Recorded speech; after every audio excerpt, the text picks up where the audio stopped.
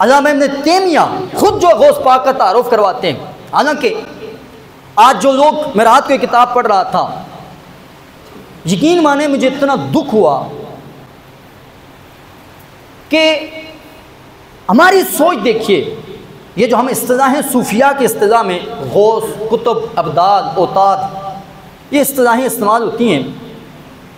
ایک رسالہ میرے نظروں سے گزرا، بڑے دبنگ انداز کے اندر وہ لکھ رہے ہیں کہ یہ قطب کی اصطلاح یہ شرک ہے، ابدال کی اصطلاح. کہ مستدرک حاکم کے اندر صحیح درجے کی حدیث آتی ہے، حضور علیہ السلام نے فرمایا کہ شام سے ابدال اٹھیں گے.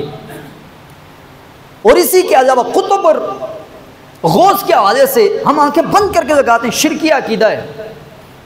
میں آپ کو اس نے بھی علامہ ابن تیمیہ کے حوالے دیے ہیں، لیکن جب میں اس پر غور کیا، میں نے اس پر جب سرچ شروع کی تو مجھے یہ نظر آیا ہے کہ سیدنا شیخ عبد القادر جیلانی رضی اللہ تعالی عنہ وہ ہستی ہیں کہ جس ہستی پر قطب اور غوث کے ٹائٹل کے آج ہندوستان کے مولویوں نے لگائے ہیں، کئی صدیوں سے اپنے وقت کے محدثین، فقہاء، مجتہدین اور حتیٰ کہ علامہ ابن تیمیہ نے خود غوث پاک کو قطب کا لقب عطا فرمایا ہے.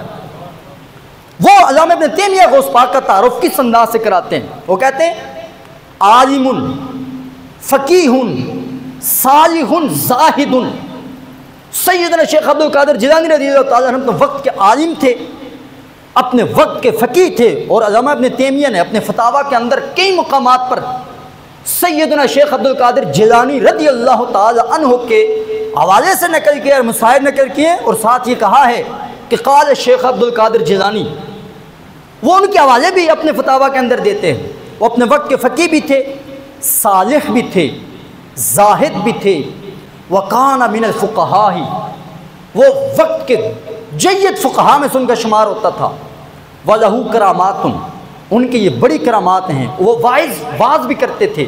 اور پھر کہتے ہیں الا ان المتصوفۃ زادوا فیھا وبالغوا. ہاں، سیدنا شیخ عبد القادر جیلانی رضی اللہ تعالیٰ عنہ کی کرامات میں کچھ صوفیوں نے اپنی طرف سے مبالغہ بھی کیا ہے اور اس میں اضافہ بھی فرمایا ہے، وہ ایک الگ بات ہے. لیکن سیدنا شیخ عبد القادر جیلانی رضی اللہ تعالیٰ عنہ کے حوالے سے علامہ ابن تیمیہ کا نظریہ ایک مقام پر اپنی دوسری کتاب کے اندر غوث پاک کا تعارف کراتے ہیں. کہتے ہیں قطب العارفین ابا محمد، عارفین کے قطب سیدنا شیخ عبد القادر جیلانی رضی اللہ تعالیٰ عنہ کی ذات ہے. اب قطب کہتے کسے ہیں؟ میں اختصاراً عرض کروں گا. اہل علم میں علامہ ابن عابدین شامی رحمۃ اللہ تعالی نے کہا قطب کے متعلق، کہتے ہیں خلیفۃ الباطن، یہ ایک باطنی خلیفہ ہوتا ہے.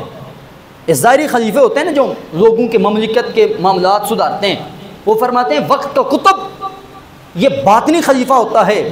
وَهُوَ سَيِّدُ أَهْلِ زَمَانِهِ سُمِّيَ قُطْبًا، وہ اپنے وقت کا سردار ہوتا ہے، لوگ اسے قطب کہتے ہیں. پھر فرماتے ہیں کہ اس کے اندر تمام احوال کے مناظر طے کرنے کے بعد یہ جمیع المقامات والاحوال، تمام مقامات اور احوال کے جامع ذات ہوتی ہے. وہ دورانی ہے علی، قطب کو کہ اللہ رب العزت اس پر مخلوق کے تمام احوال و حالات اپنے وقت کے قطب پر گردش کر رہے ہوتے ہیں. پھر کہتے ہیں قطب ماخوذ من قطب الرحال حدیدۃ التي تدور علیہا. بعض احباب نے پرانے دور کے اندر لوگ چکی کے ہاتھ کے ساتھ چکی پیسا کرتے تھے. اس چکی کے اندر ایک سوراخ ہوتا تھا، اس سوراخ کے اندر بعض مقامات پر لوہے کی کلی ہوتی تھی، کچھ مقامات پر لکڑی کی کلی ہوتی تھی. اس سے پکڑ کر اس چکی کے پہاڑ کو گھماتے ہوتے تھے. تو قطب کو بھی قطب اس وجہ سے کہتے ہیں کہ اکمل انسان متمکن فی مقام الفردیہ. علامہ ابن عابدین شامی وہ بزرگ ہیں کہ آج پوری دنیا میں فقہ حنفی کے جتنے بھی مفتیان کرام ہیں وہ آپ کی کتاب رد المختار کے حوالے سے فتویٰ دیتے ہیں. یہ علامہ ابن عابدین شامی فرماتے ہیں کہ کامل انسان ہوتا ہے اپنے وقت کا قطب، اور یہ مقام انفرادیت یعنی خاص ایک مقام اسے اللہ رب العزت عطا کرتا ہے. تدور علیہ احوال الخلق، جس طرح اس چکی کے پاٹ کے لوہے کے گرد چکی گھومتی ہے، اس طرح جسے اللہ رب العزت اپنے وقت کا قطب بناتا ہے، اس قطب کے ارد گرد پوری مخلوق کے احوال گردش کر رہے ہوتے ہیں.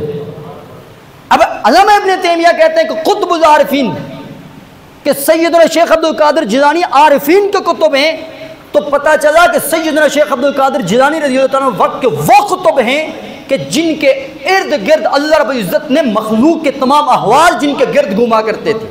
ہماری دسترس یہ ہے کہ ہم کپڑوں کے اندر بنین کو نہیں پہچان سکتے، اور جسے اللہ رب العزت اپنے وقت کا کتب بناتا ہے نا، وہ دل کے اندر جو انسان کے دل کے اندر جو سوچ ہوتی ہے، اللہ رب العزت نے وقت کے کتب کے لوگوں کے دلوں پر حکمرانی عطا کر دیتا ہے۔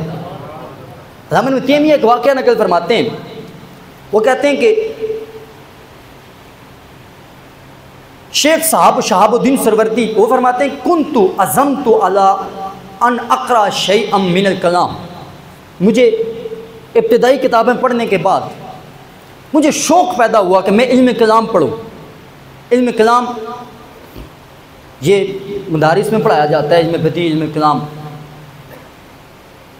وانا متردد ہوں، کہتے ہیں اس بات میں میں متردد تھا کہ حل اقرأ الارشاد و نہایت الاقدام، کہ ارشاد کتاب پڑھوں یا نہایت الاقدام یہ کتاب پڑھوں۔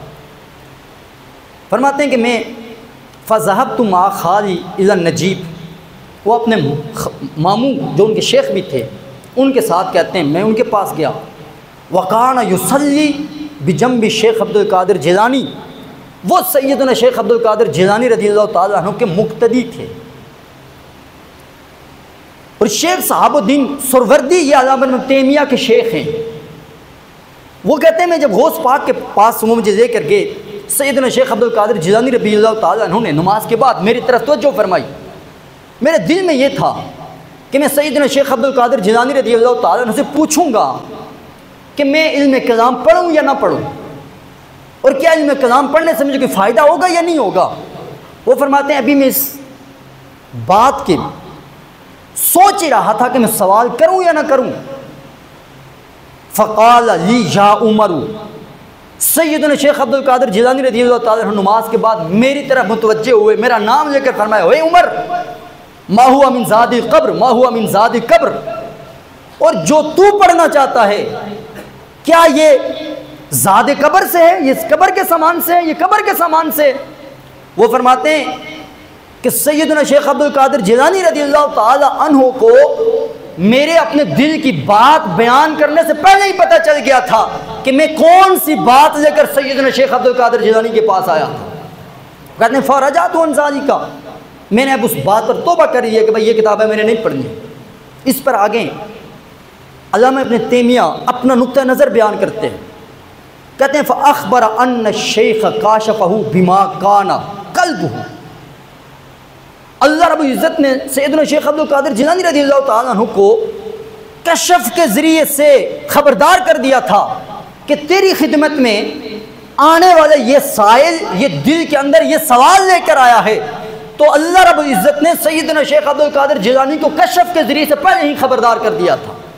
تو جنہیں اللہ رب العزت وقت کا کتب اس درجے پر فائز فرماتا ہے، مالک کریم انہیں یہ مقام عطا فرما دیتا ہے